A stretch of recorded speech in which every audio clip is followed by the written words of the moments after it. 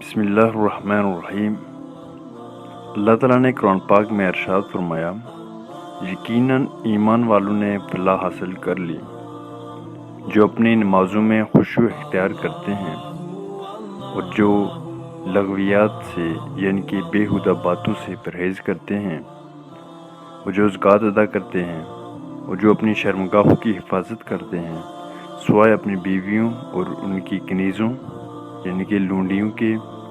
جو ان کی ملکیت میں آ چکی ہوں، اس صورت میں وہ قابل ملامت نہیں ہیں۔ پھر جو شخص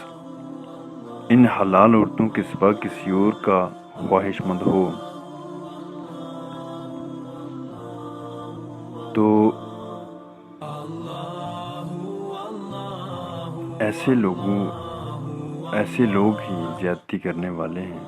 اور جو لوگ اپنی امانتوں اور اپنے عہد کی پاسداری کرنے والے ہیں اور جو اپنی نمازوں کی حفاظت کرتے ہیں، یہی لوگ وارث ہیں جنہیں جنت الفردوس کی میراث ملے گی اور اس میں ہمیشہ رہیں گے۔ پھر ایک حدیث صحیح بخاری میں آتا ہے، حضرت عبداللہ بن عمر رضی اللہ عنہ سے روایت ہے، حضرت عبداللہ بن عمر رضی اللہ عنہ سے روایت ہے، رسول اللہ صلی اللہ علیہ وسلم نے فرمایا، مسلمان کا بھائی ہے، بس اس پر ظلم نہ کرے اور نہ اس کو ظالم کے حوالے کرے،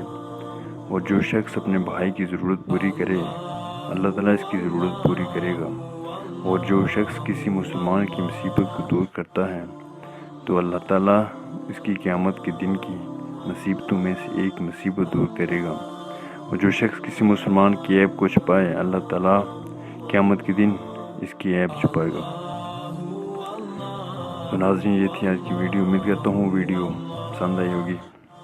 ویڈیو کو لائک کیجیے، چینل کو سبسکرائب کیجیے، نیکی کی بات پھیلانا صدقہ اپنے دوستوں کے ساتھ شیئر کیجیے۔